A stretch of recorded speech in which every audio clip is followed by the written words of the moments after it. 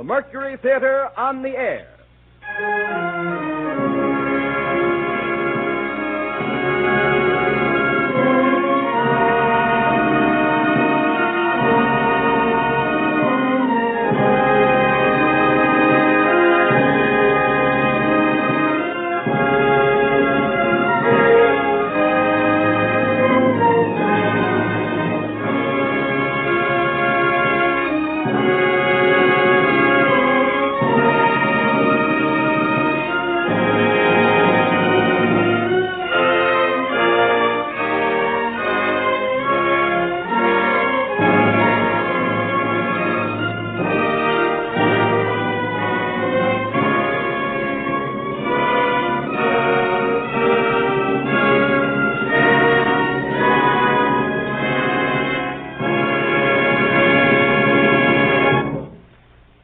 The Columbia Broadcasting System welcomes you to the 7th program in the distinctive series of weekly productions featuring Orson Welles and the Mercury Theatre on the air. In addition to the coast-to-coast audience reached by the regular CBS stations, tonight's performance is being carried to our friends in Canada through the facilities of the Canadian Broadcasting Corporation. This evening, the Mercury Theatre brings us The Affairs of Anatol by Arthur Schnitzler, with Orson Welles in the part of Anatol. And here is the director, star, and producer of these broadcasts, Orson Welles. Good evening, ladies and gentlemen. Arthur Schnitzler died in 1931, 6 years before Austria was finally erased off the map of Europe. He said once, speaking of a friend's death, that a man is not really dead until all those who knew him and loved him are dead too. In a much deeper sense, this is true of a city. Vienna still lives today in the music and the words of the men who knew her and loved her. Not the city of ghosts and shadows that she had become since the war, but the flashing, imperial Vienna that she was at the turn of the century, when young Arthur Schnitzler, as a young man, gave up his medical practice to become her favorite writer. The Affairs of Anatol is Schnitzler's first and most popular work. Subsequently, he wrote plays, novels, and short stories. And almost every word he wrote is about the city in which he spent the 70 years of his life. The streets of Vienna, the parks, the Viennese woods. These are the places where Schnitzler is most at home. With a few deft touches, he can conjure up the old world charm, this easygoing, pleasure-loving spirit that is so typically Viennese. One can almost feel the cobblestones in the old and narrow streets. Hear the icy wind piping around the corner of the Stephanplatz. See the exquisite carved outlines of the Stephankirche melt into the snow. A few words. We see the Prater at night, bright with gaslight. The lines of carriages outside the theaters. The lovers under the willow trees along the Danube, among the distant waltzes. Here, in this brilliant, charming city, live the men Schnitzler has created for us. And here live the women who love, and for whom love and happiness are just half understood, enchanting melodies that drift on the wind, who never think of the future or the past, who live from moment to moment untroubled by the depth of their emotions, who carelessly receive and waste the fragments of happiness that fall to their lot.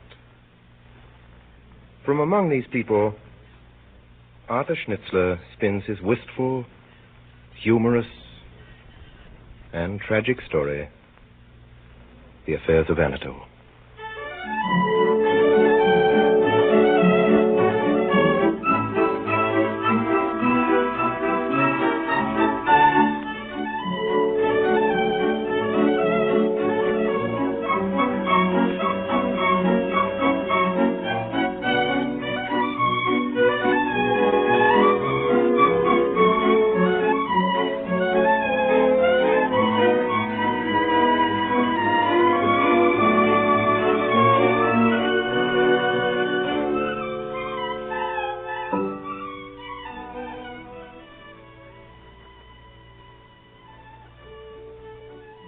I am Max. For better or for worse, I am Anatol's best friend. We were at school together, and then in the Hussars. I remember that winter well. It was the winter we had the Golden Room at Sackler's every night for supper. It was the winter it snowed so much. It was the winter Cleo de Merot danced for 6 weeks at the Bonbonniere. It was the winter Rico the Gypsy played his violin at the Bristol before he eloped with the Queen of Saxony. It was the winter I was in love twice, and Anatol 7 times. Altogether, it started as a very gay winter.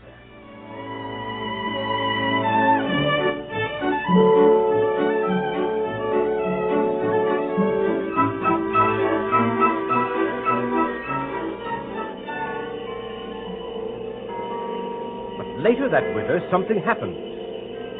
Anatol began to behave very curiously. Now and then, people reported meeting him in the strangest places, in the snowy streets and beyond the ring at twilight, in little restaurants in the suburbs.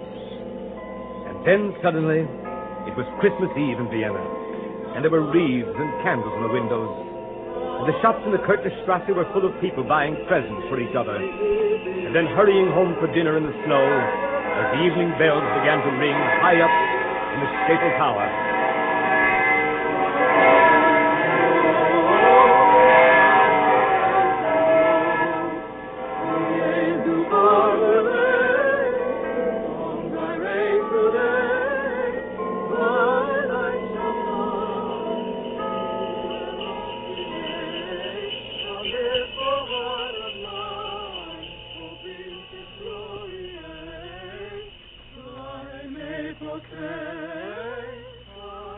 Dear lady. Oh, dear lady. What is it? What? Oh, it's you, Anatol. What are you doing with all those parcels and no umbrella? I'm trying to find a cab. Oh, but it's snowing. That's the reason. I've been buying presents. Oh, let me carry some of them, please. Oh, it doesn't matter. I insist. You really mustn't trouble. Oh, let me be a little attentive for once in a while. Well, take this then. Oh, but that one doesn't amount to anything. Here, give me this. It's a great big one. No, I can manage that. I insist. Very well, then. Won't you believe that I like being polite? As one only notices it when it's snowing and Christmas Eve. Warm weather for Christmas, isn't it? Very. Marvelous to see you at all. Not been to call once this year. Is that what you mean? Oh, haven't you? Fact is, I've not been anywhere much. How is your husband? How are the dear children? Why ask that? You don't in the least want to know. You read me like a book. It's such very large print. I wish you knew more of it by heart. Don't say things like that. They just spring from me. Give me back my parcel. Oh, now, don't be angry, please. Please, I'll be good. Oh, there's a cab. No, it's full. Oh, dear.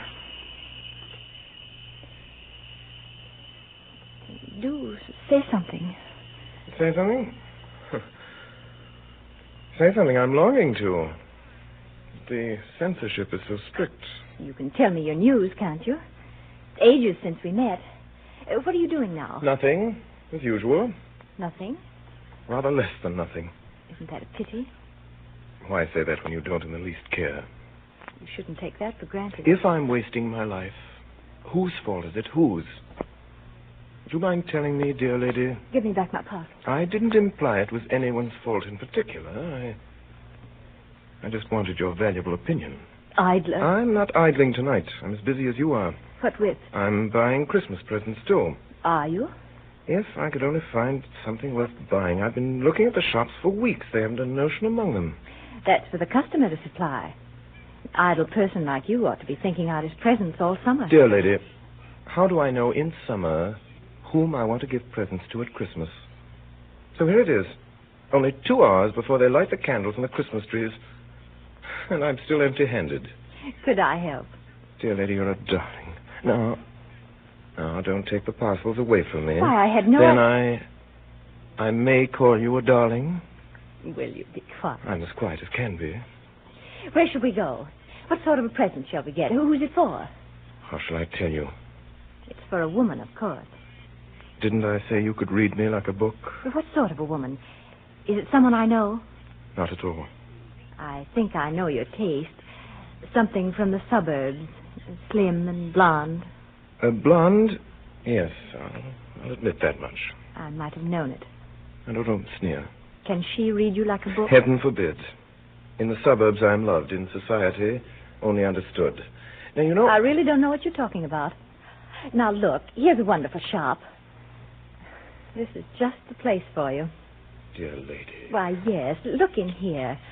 Little cases of scent in the window. One with 3 sorts. Patchouli, Jockey Club, Cherry Blossom. I'm sure that's the very thing. You're unkind. Wait a minute. Look at this window here. Brooches and things. Look at this pin here with 6 paste diamonds in it. 6. Oh, how sparkling. Or a bracelet with charms hung round. Or a long bead necklace. Quite savage. That ought to please in the suburbs. I'm afraid you know nothing about the suburbs. Oh, here, quick. Look here.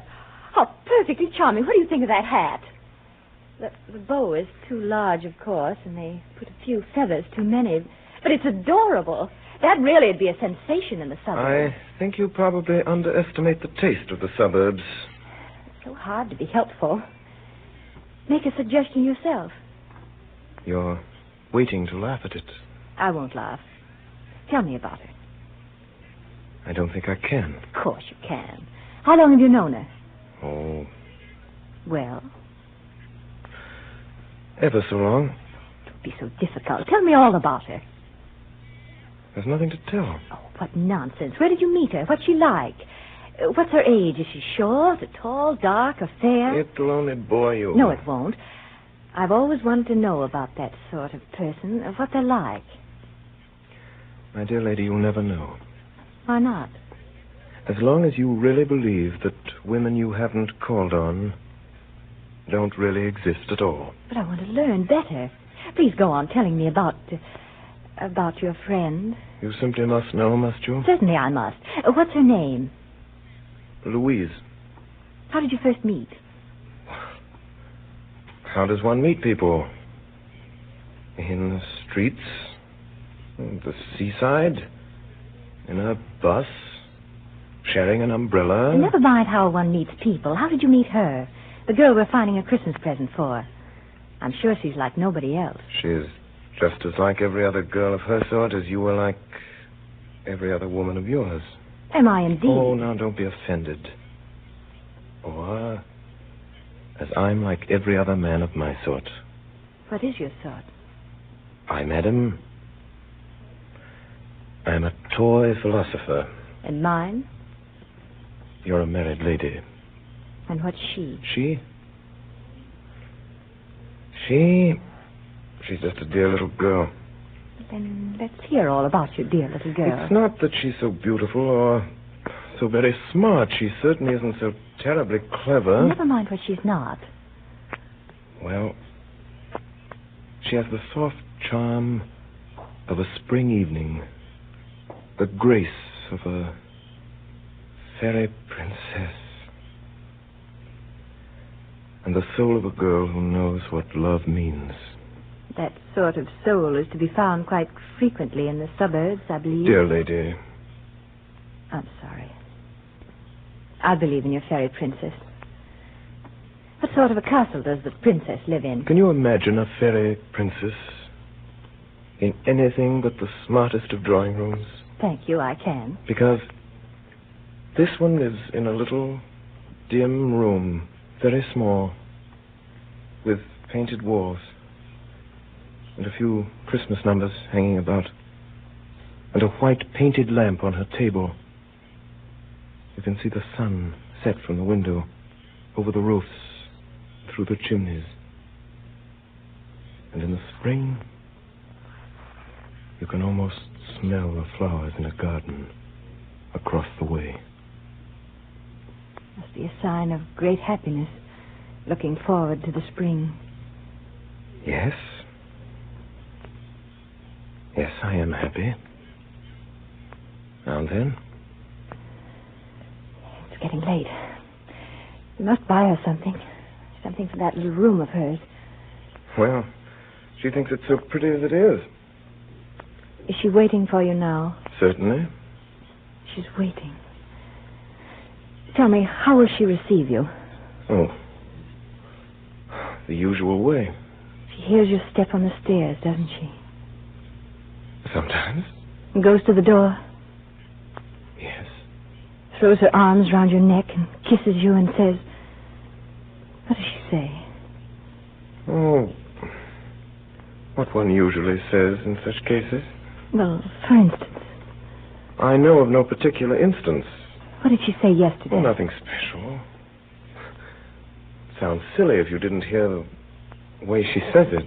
I'll try and imagine that. Tell me the words. It's good to have you back again. It's good to... Is that it? To have you back again. That's very beautiful. You see, she means it. And she lives there alone? Yes, she's quite alone. She has no father, no mother. Not even an aunt. And you are all the world to her. Possibly. I'm afraid I'm getting cold. Walking in the snow like this. All the cabs seem to be full. Oh, I'm so sorry. I should have kept you. Let me see you home. Yes, they'll be waiting for me at home. What about your present? Oh, never mind. Never mind. I'll find something. Will you? But I wanted to help you buy it. Oh, no. You mustn't trouble. I wish I could be there when you give it to her. I wish I could see that little room and that dear little girl. She doesn't know how lucky she is. Oh, there's an empty cab now. Would you call it, please? Oh, why all this hurry all of a sudden? Please do as I say. All right. All right, dear lady. Cab! Cab! And give me my parcels. May I send her something? You? Take her these flowers. Will you give her a message as well? Of course. Promise. I promise. Why shouldn't I? This is the message. Yes? Tell her, these flowers, dear little girl, are from someone who might have been as happy as you, but who hadn't the courage. Goodbye, Anatol. Goodbye. Goodbye.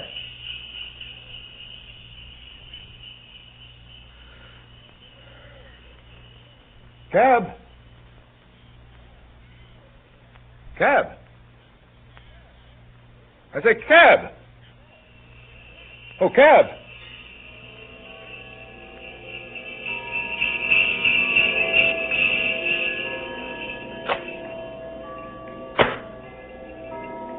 Anatol gets in. He gives the driver an address in the suburbs. Then he settles back on the cushions, for he has a long drive before him.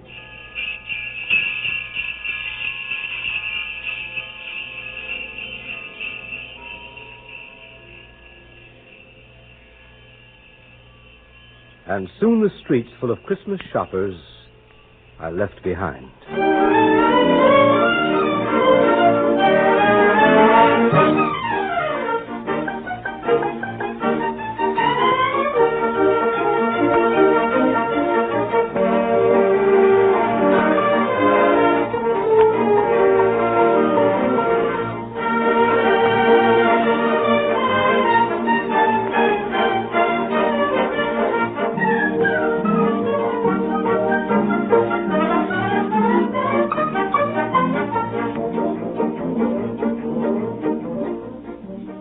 One evening in February, it was the week Pretty Chef was singing at the Winter Garden. Anatol asked me to meet him for supper at Sarta's. The Golden Room had been reserved by an Hungarian duke with curly mustaches, so we had the Red Room on the second floor, with the gingerbread mirrors and the crimson plush.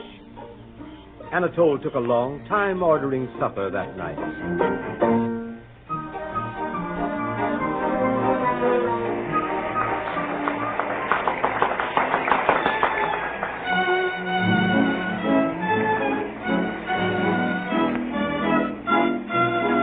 And with that, a white Moselle wine, sir. That's right.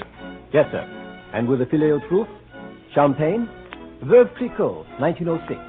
Veuve Clicquot, 1906. What do you think, Max? Anatol, haven't you done ordering yet? I've told you, Max, it's a very critical occasion. Yes, Clicquot, 1906. Yes, sir. And, see now, after that, vanilla cream a la sacre. It's her favorite dessert. Vanilla cream, sir.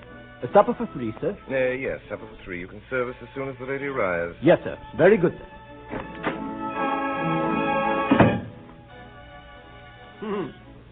Suppose she doesn't turn up after all. It's only 10. Well, quarter after. Couldn't be here yet. The ballet must have been over long ago. Well, give her time to take her makeup off and get dressed. I say, Max, should I go over and wait for her? Oh, don't spoil the girl. Ha, ha, ha. Spoiler. Huh. Spoiler. I know you behave like a brute to her. Well, that's one way of spoiling a woman. No doubt. You know, Max, I feel very solemn tonight. Solemn? Have you asked her to marry you? Worse than that. You have married her? I have not. What makes this evening so solemn, my friend, is that it is the end. What? Yes, our farewell supper. What am I here for? You, my best and oldest friend, you are to be the undertaker to our dead love. Thank you. I shall have a very charming evening. All week I've been putting off this supper. You must have quite an appetite for this time. Oh, we've had supper every night, but I've never known how to begin the right words to use. I tell you, Max, it's nervous work. Do you expect me to prompt you? No, I expect you to stand by me, smooth things down, keep up quiet, explain. Then suppose you explain first. With pleasure. She bores me. I see. And there's someone else who doesn't. Yes. Ah. The other. What type? Oh, no type at all, Max. Something quite new. Quite wonderful. You know, she makes me feel as I've never felt before. I can't describe her. She's like a Viennese waltz. Simple, sentimental, dreamy. A little blonde head, blue eyes. Can't you see? Oh, no, of course you can't. And how can I explain? If I take her a bunch of violets, she receives it with a tear in the corner of her eye. Try her with a bracelet sometime. I knew you wouldn't understand in the least. I should no more think of bringing her to a place like this with people like you. Do you know where she likes to go? No, you don't. She likes to go to little, cheap, quiet places with flowered wallpaper and a phonograph in the corner. Yes, we've been to one every night this week. You said you had supper with me. Well, so I have. 2 suppers every night this week. One with a girl I'm trying to win, the other with a girl I'm trying to lose. I haven't done either yet. Well, suppose you take Mimi to the little cheap restaurant and bring the new blonde here. That might do it. That shows how little you understand. Oh, such a child. If you'd seen her face when I ordered a bottle of wine. Tears in the corner of her eye. She simply wouldn't let me. What have you been drinking all week? Oh, beer after 10. Such is life. Your life. But I've had enough of it. To a man with my nice sense of honor. My nice sense of honor, Max. I heard you the first time. If I go on much longer with this double life, I shall lose my self-respect. I remember telling Mimi, in so many words, soon after we met, when we swore that nothing should ever part us. Mimi, dear, I said, Mimi, whichever of us first discovers that our love is over, must tell the other. Quietly and calmly. Besides swearing that nothing should ever part you. Good. If I have said it once, Max, I have said it 50 times. Mimi, I have said we are both perfectly free, I said. We shall go each our own way. Calmly, Max, and quietly. Only remember, Mimi, I said, if there's one thing I can't stand, it's deceit. Then it ought to be quite easy to... Easy? I don't know. It comes to the point somehow I can't tell her. Oh, she'll cry, Max. I know she'll cry. And I can't bear that. Suppose she cries and I fall in love with her again. That wouldn't be fair to the other one. And if there's one thing you can't stand, it's deceit. And what do I do here tonight? Well, it'd be easier with you here, old man. Happy to oblige. How shall I start? Tell her she's better off without you? Is that what you want me to do? That's something of the sort. Tell her she won't be losing so much, Yes, Senator. Yeah, there are hundreds of better-looking men. Better looking, richer men? Handsomer, richer, and cleverer. I shouldn't exaggerate. Come in. The lady, sir. Sure in. This way, madame. Oh, so here you are. Yes. Here we are. Here we are. Let me take your wrap. You're a nice one, aren't you?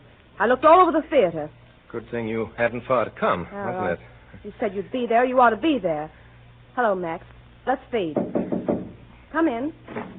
What's he knocking for today? You can serve supper now, Yes. waiter. Yes. You weren't out front tonight. No, I wasn't out Well, front. you didn't miss much. It was awful. Anatol, I've a bit of news for you. Have you, my dear? Have you? Important. Mm-hmm. Yes, it may surprise you a bit, perhaps. Well, I have a bit of news for you, too, my dear. Oysters, madame. Of course I want oysters. You needn't stay, waiter. We will ring. Well, my dear? I think perhaps it'll surprise you, Anatol. Though I don't see why it should. And then again, perhaps it won't. It shouldn't, really. Don't tell me they've raised your salary. Don't interrupt, Max. No, why should it? I say, are these English or Belgian oysters? Belgian. Oh, I do like oysters. They're the only things you can go on eating and eating. Eating and eating and eating. That's what I always say. Well, this is important news. Do you remember something you said once? I say so many things. Oh, I remember your saying it. You said, Mimi, if there's one thing I can't bear, it's deceit. Go on. Go on. Always tell each other the whole truth before it's too late. That's what you said. Yes, I'm... Anatol, suppose it is too late. What's that? Oh, it's all right. It isn't too late. I'm telling you in time. Just in time. Mimi, are you crazy? What's this? You stop staring at me and eat your oysters, Anatol, or I won't say a word. Confound the oysters. Eat! You go on with what you were saying. I don't like these jokes. Now, didn't we agree that when the time came, we wouldn't make any fuss? And we'd tell each other quite calmly and quietly? Well, the time has come. You mean? Yes, I do, Anatol. This is the last time we have supper together. Would you mind explaining? All is over between Is us. it? Admirable. Nothing admirable about it. It's true. My dear Mimi, I'd like to understand. Has someone asked you to marry him? Oh, Anatol. I wouldn't throw you over for that. Throw me over. It's no use, Anatol. I'm in love. Madly in love. Max, shut up. There's nothing to laugh at, Max. Oh, never mind him. Now, Mimi, I think you owe me an explanation. Well, I'm giving it to you. I'm in love with somebody else. And I'm telling you straight out like you told me to. Calmly and quietly. May I inquire what sort of a low... No, my dear, don't be coarse. I demand to know. Oh, do ring the bell, Max. I'm so hungry. Hungry. Such a moment. Hungry. Well, remember, old man, this will be the first supper she's had tonight. Come in. What do you want? You rang, sir? Yes, bring the next course. Where's the wine, waiter? Where's the wine? Are you asleep tonight, waiter? Beg pardon, sir. The wine is on the table. No, the champagne. Very good, sir. Now then, you will please explain. Never take a man at his word. Sounded so nice when you said it. When we feel it's coming to an end, you said, say so. And we'll each go our own ways, calmly and quietly. That's what you said. For the last time. Mimi, are you going to tell me? He calls this being calm and quiet. My dear girl, doesn't it occur to you that I have some right... Ooh! What wonderful wine. Drink it up. What's the hurry? You generally get it down quick enough. Oh, but it's goodbye to wine, too, Anatol. Maybe for years. Maybe forever. Oh? Why? No more Moselle for me. No more oysters. No more champagne. And no more filet au trou. It's all over now. Now then, who's the lucky fellow? If I told you, you wouldn't be any the wiser. Well, what sort of a chap is he? How'd you come across him? What does he look like? He's a perfect picture of a man. It's fine. Yes, that's fine. There'll be no more oysters for me. Yes, you said that.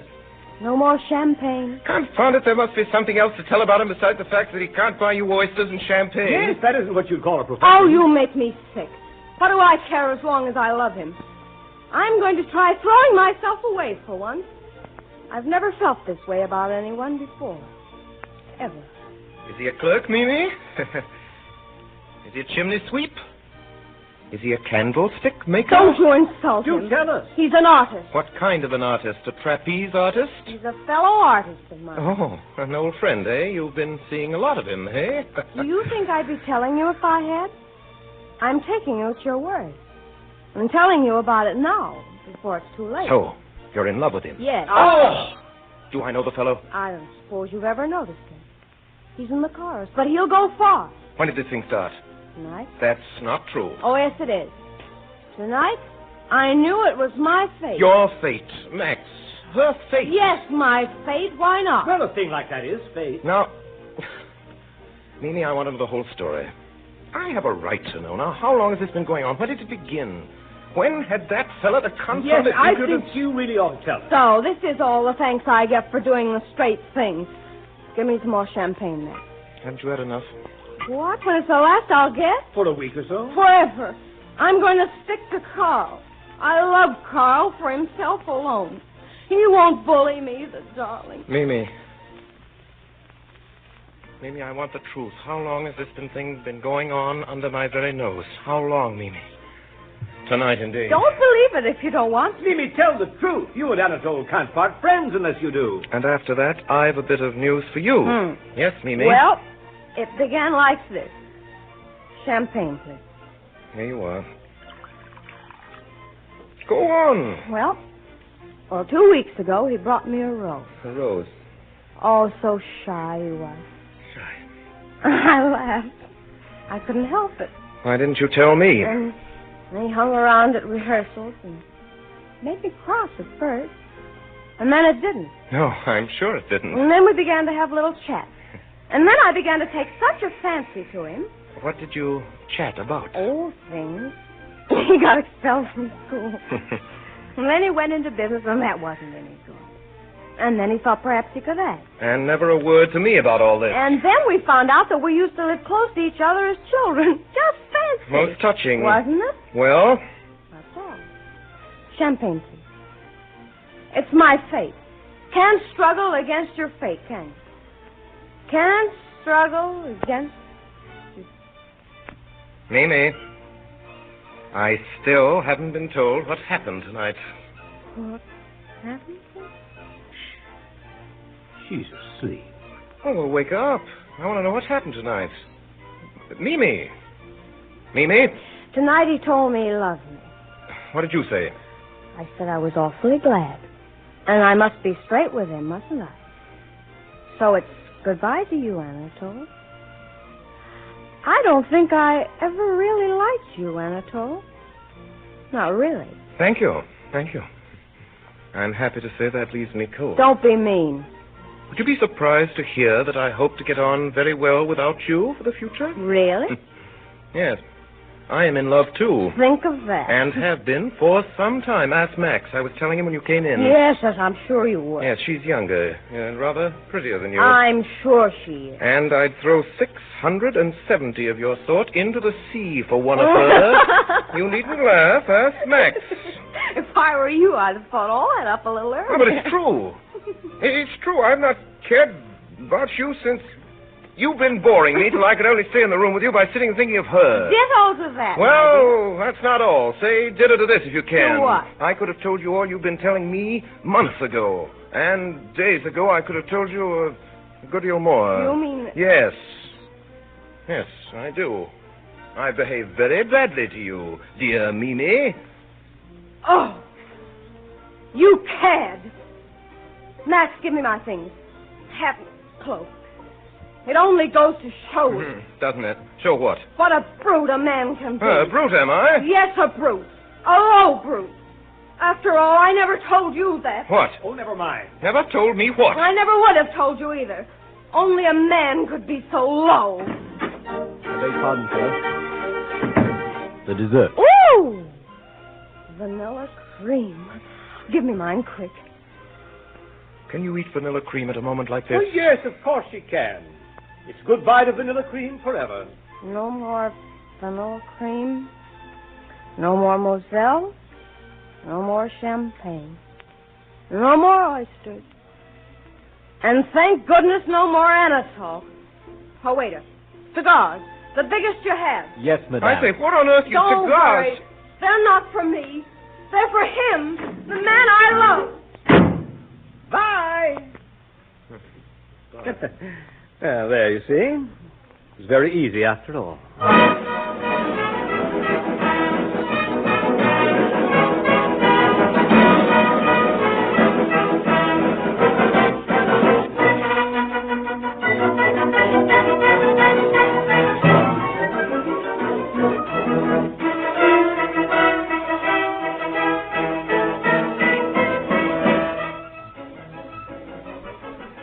You are listening to the CBS presentation of Orson Welles and the Mercury Theatre on the Air in Schnitzler's The Affairs of Anatol.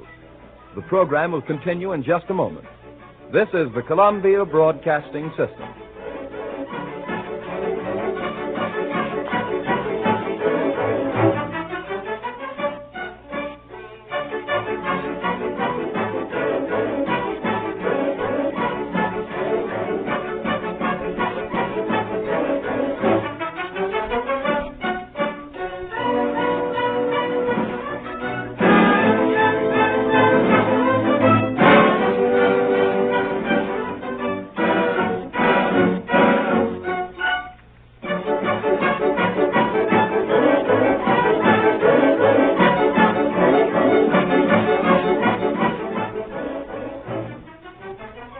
We continue now with the performance of The Affairs of Anatol, featuring Orson Welles and the Mercury Theatre on the Air.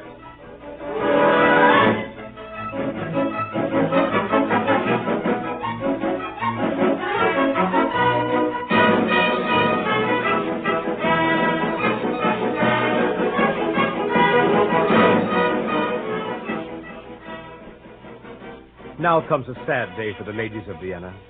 It is spring. The woods of Semmering are full of lovers. In the Wienerwald, the chestnut trees are in bloom, and Archduke Louis Ferdinand's hussars are out on their black horses in their tight silk uniforms of blue and crimson. But for the ladies of Vienna, it is a sad day. In his rooms on the Graben, the rooms they know so well, with the high molded windows and the shining floors, Anatol awakes for the last time. Did you ring, sir? Yes. Yes, Franz. Bring me some breakfast. Very good, sir. Breakfast for one, sir? Yes, Franz. Breakfast for one. Oh, and Franz, bring me that box. A box I was looking at yesterday. The one with the letters, sir? That's right. There it is, sir. Right beside you. Oh, thank you, Franz. There's someone at the door this time of the morning, aren't there, Franz? Yes, sir. You know, I don't feel in the least like getting married, Franz. No, sir. No.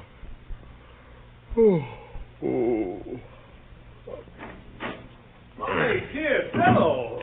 Breakfast for two, Franz. Anatol, old fellow! Max, what are you doing here at 8 o'clock in the morning? Nearly 10. Well, what are you doing here at 10 o'clock in the morning? You say you're very jumpy. What's the matter? Yes, I am very jumpy. Not today. You shouldn't be jumpy. Oh? What is it you want? What's about this wedding? Oh, the wedding. You know your cousin Alma's one of the bridesmaids. About her bouquet. Well, what about it? I forgot to order it. I forgot to ask her what color she's wearing. What do you think? White or pink or blue or green? Certainly not green. Are you sure? You know Alma never wears green. How do I know? Don't shout. It's nothing to be excited about. You know what color she'll be wearing at your wedding this morning? Yes, pink or blue. Which? Who cares? Confound it, the bouquet is supposed to match. You order to. You can wear the other in your hair. That's a silly I'll joke. be making a sillier one in an hour or two. A cheerful bridegroom, I must say. What on earth have you got there, all those letters and things? Those letters and things are my past. Your what? My past. My dead and buried past. Yes, Max, I'm going to ask you to take care of it for me. Your past? Better burn it, I should think. I can't do that. Why not? Well, this is how I'm true to them. To all the women I've ever loved. You know, I never forget a single one, Max. I have only to turn over these letters and dead flowers and locks of hair. You'll have to let me come round to your place and turn them over occasionally, Max. And, back they'll come to me. I'll be in love with them all again. And I'll adore them as before. Yes, the idea being that you want to use my rooms as a meeting place with your dead love. Suppose there were some magic phrase, Max, that could force them all to appear. Call them back out of the utter nothingness. Well, let's think of a phrase. What about, my only love? Yes. Yes, my only love. And then they'd all come. One from a villa in the suburbs. One from her crowded drawing room. One from her dressing room at the theater. Several from their dressing rooms at the theater. Several. One from a shop. One from the grave. One from here, one from there. My only love. You see, Max, I'm a methodical man. Is it done alphabetically? Oh, no, there's a label for each, like the motto on a cracker. Yeah. A verse or a phrase will recall the whole thing to me. Oh, no names. Susan and Jane and Mary suggest nothing. May I look? I wonder if I can still remember them all, Max. I kind of looked at some of them for years. I loved her. When she left me, I thought I should have killed her. My kisses on your neck remain, and nothing else, Matilda. But that's a name. What a name, Matilda. It wasn't her real name, Max. I'd written killed her, and there aren't many rhymes to that. I always did kiss her on the neck, though. Who was she? Oh, it doesn't matter. I loved her. Once. That's all there is to... Well, stand down, Matilda. She does it small, anyhow. Yes, one lock of hair. No letters? Letters from Matilda? That would have inked her fingers. Don't you sometimes wish women weren't taught to write? Exit, Matilda. Poor Matilda. No, you mustn't insult her. I've loved her. She's sacred. How stupid of me. Yeah. Who's next? When sad, my child, and sick of earth, my thoughts to your young man fly far, and then I laugh for all I'm worth. Oh, dear, how funny some things are. So they were. What's inside? A photograph. She and the young man. Oh, did you know him, too? Yes, that's what's so funny. He really was quite an exceptional fool. Stand down, my child, with your exceptionally foolish and mirth-provoking young man. What's this? What? A box on the ear. Oh. Yes. Is that how it ended? No, how it began. Ah. Oh. She always carried her curling tongs. Yes, she always did. And it didn't matter what happened. I tell you, she was confounded pretty, that one was. There's a bit of a veil left, isn't there? Feels like that. Yeah. How did I lose you? How did you lose her? That's the point. I never knew. Max, one fine day, she just wasn't. Don't you know how you leave your umbrella somewhere? You don't think of it till days later. No idea where you put it down? Fare thee well, my lost umbrella. Let's see, what's this one?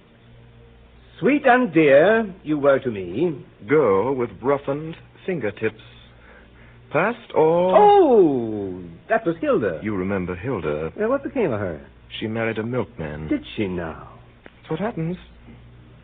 I love a girl. I'm all the world to her. And then she marries a milkman. My only love. Hello? Yes, madame. One moment, madame. France. France! One moment, madame. Who is it, France? It's a lady, sir. Well, tell her I'm out. I'm afraid she heard you, sir. Oh, all right. All right, excuse me for a moment, ma'am. Yes, of course, man. Hello? Oh. Yes, hello, darling. Yes. Beautiful. And you? Splendid. Splendid. What? What's that? Breakfast? Oh, no, darling, not this morning. It's not possible. No, darling, I tell you, no. No, not this morning. You can't come to breakfast here this morning. Why? Why? Because I've got a man here, a man with some papers. Yes, that's right, a whole stack of papers. What's that? I said last night. Forever? My only love. What? Oh, of course I meant it. Yeah. You know, every word of it, darling. But not this morning. What's that? Coming right over? You're coming right over? I tell you can't. Just a minute. My darling, I tell you... Well, really, Anatol. Let me explain. If this is how you begin your married life... Don't be an ass. I'm not a moral man myself, but hang it Will all. you let me explain? Hurry up, then. It's almost 11, and your wedding's at 12:30. So it is. So it is. Well, last night I was at a party. I know that. I was there. So you were. I forgot. You were all there. You were all very lively. Yes, there was lots of champagne. Well, you drank my health and Louise's health. I drank your health and her health and wished you both happiness. So you did. Happiness, yes. Thank you very much. You thanked me last night. Did I? We broke up about 12:30, didn't we? Yes, I gave Louise a kiss. And she gave me a kiss. Well? Well, it was snowing. After the party was over and you'd all left, then I was all alone. All alone in the street by myself. Poor old boy. Alone in the cold and in the snow. Great big flakes. Perfectly beastly. So what did you do? So I thought I'd go to the ball at the opera. Oh. You see, Max, it suddenly came over me, made me perfectly wretched that I wasn't going to be a free man anymore. Never more a jolly bachelor. My last night out. Go on. They were in full swing at the opera, and I got there. I watched for a bit, and I plunged in. I wanted to breathe in the sound and the scent of it all. Bathe in them for the last time. Time is getting on. What happened then? Was I drunk at Pop-in-Law's? Not a bit. Then I must have got drunk with that dancing. Mad drunk. It was my opera ball.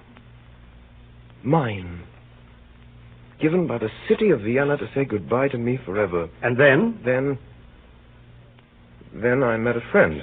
An old friend? Can't you guess? You know, Max, when I got engaged, I had to tell quite a few stories, you know. Going away for a bit and back soon, you know. There was one in particular. Ilona. We met and sat under a palm. You're back again, she said. Yes. Yes, I said. When, she said. Not till last night. And why haven't you written? Where on earth you been? Far, far away, I said. But I'm back again. Do you still love me? I love you still. And don't I love you still? She said. We'll never be parted again, she said. Never, I said. The waiter brought champagne, and we were very happy. Well, I'm blessed. And now she's coming to breakfast. You know, looked at it in a certain light. This is pathetic. It's perfectly disgraceful. Yes, it is disgraceful. It is very pathetic, too.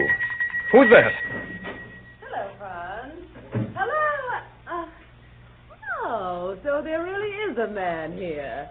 Oh, it's only Max. Only Max? Well, why didn't you tell me? How are you, Max? And what do you think of this scoundrel? I think that's just what he is, a scoundrel. I've been crying my eyes out for him for months, and all that time he's been... Anatol, where have you been? Oh. Well, places. Didn't he write to you either?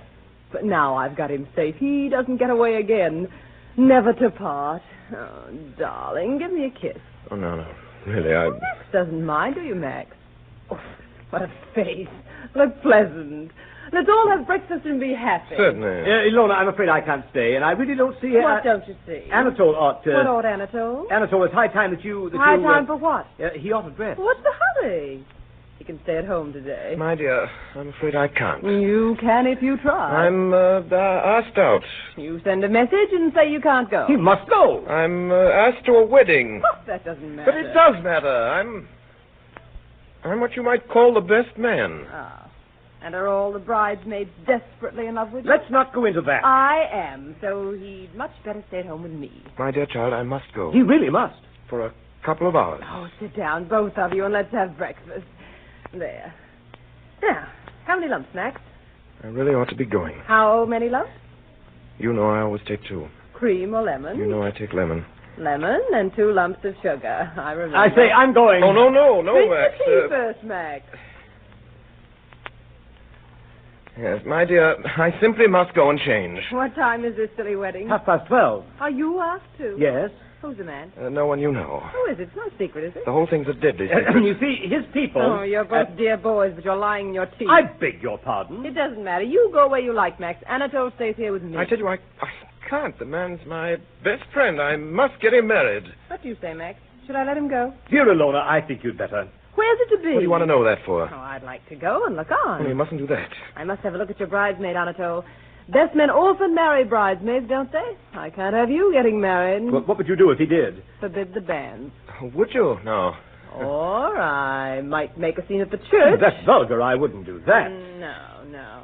Why don't we invent something new? For instance? Turning up at the wedding dressed like a bride, too. Oh, that would be very striking. Yes, very. I must go. Look here, Ilona. I simply must change. I shall be late. Mr. Anatol, What is it, France? the flowers have come, sir. What flowers?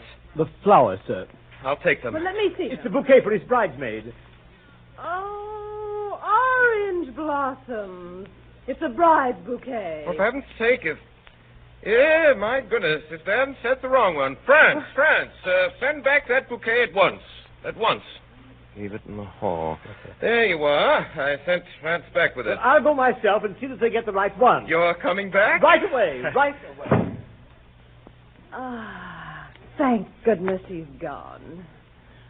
Darling.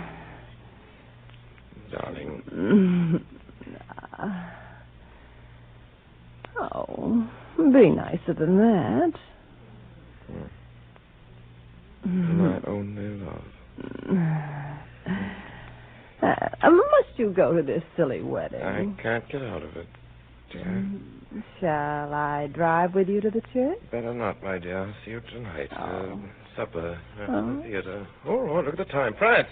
Yes, sir. France, you put out my things. Your wedding things, Yes, sir? the things in which I always go to weddings. Very good, sir. After the theater, then. That's all settled. Oh, and I thought we'd have such a jolly day together. Now, don't be childish, my dear. Jolly days have to give way to more important matters. Oh, I do love you, Anatol. Yes, I know. Your things are laid out in your dressing room, sir. Thank you. Well, don't shut the door. Are you really going to change? I wouldn't go to a wedding like this, could I? Must you go? Now, let's begin all over again. But I'll see you this evening. I said after the theater. Don't be late. Late? Why should I be late? You kept me waiting an hour once. Did I? I dare say I did. Anatol, What is it? where did you go when you were away? I told you. You didn't. I did, last night. Well, I've forgotten. I went to Bohemia. Why Bohemia? Shooting. No, not shooting. Yes, rabbits. For 3 months. Every day. Why didn't you come and say goodbye to me before you went? I just thought I wouldn't.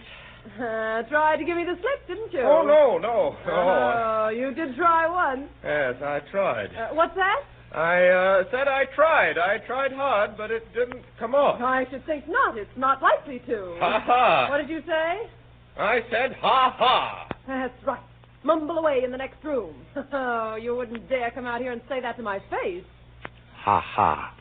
Oh, come back here. Oh, that's all right, my darling. You won't get rid of me in a hurry. Think not? I'm sure not. Quite sure? Quite sure. We'll see about that. Don't you be silly. Do you think I'll ever let you go? When you can't help it. When will that be? When I get married. And when will that be, my precious? Soon, my precious. How soon? Don't shout. This time next year, I may be quite an old married man. You idiot. Suppose I get married in a month or two. Someone simply waiting to marry you. There is at this very moment. In a month or two? Or even less. You needn't laugh. You needn't laugh. I'll be married in a week. You needn't laugh, Ilona. I said you needn't laugh.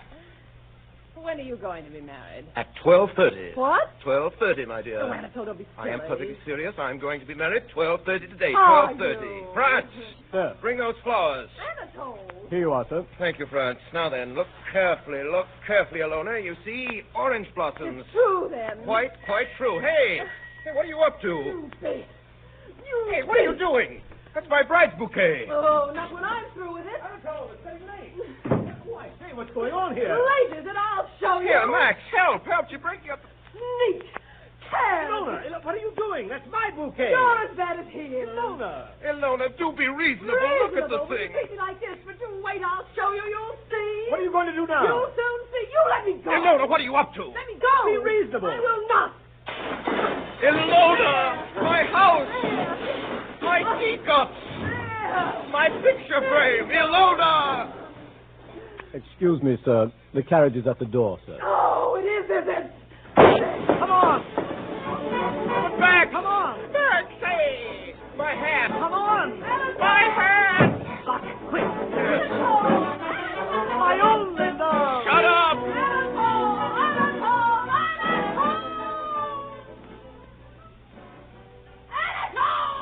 I, Anatol, take thee, Louise, to be my lawful wedded wife, to have and to hold from this day forward,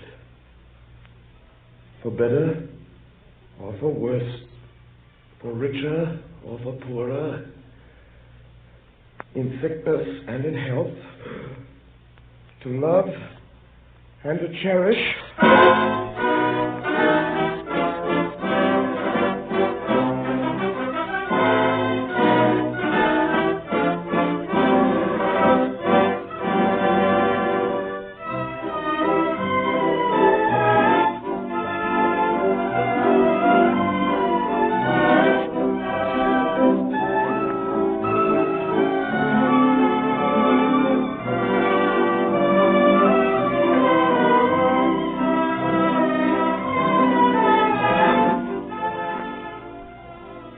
Tonight, the Columbia Broadcasting System, through its affiliated stations coast to coast, and the network of the Canadian Broadcasting Corporation, has brought you Orson Welles as Anatol in a dramatized version of Arthur Schnitzler's Viennese narrative, The Affairs of Anatol. The adaptation for radio was made by Orson Welles, the brilliant young star, director, and producer of these weekly broadcasts by the Mercury Theatre on the air. And here is Orson Welles to tell you about next week's broadcast. Ladies and gentlemen, first of all, I'd like you to tell you about the cast tonight. Gabrielle, the first of Anatol's three affairs this evening, is played by Miss Alice Frost. Mimi, she of the oysters and the champagne and the Moselle and the cigars, was Miss Helen Lewis. Ilona, who tried to ruin the wedding morning, was Miss Arlene Francis. France the servant was Mr. William Alland. And finally, Max was Mr. Ray Collins. We've heard Mr. Ray Collins a good deal on these programs. He commenced on the stage playing 900 parts.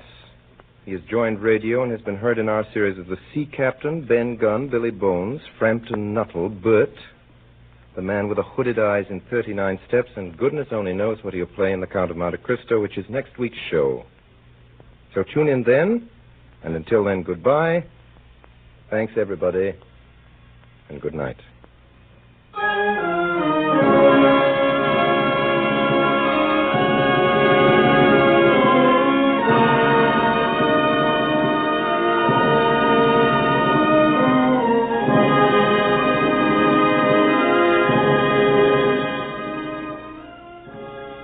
tonight's program, Bernard Herrmann conducted the orchestra, and Davidson Taylor supervised the production for Columbia.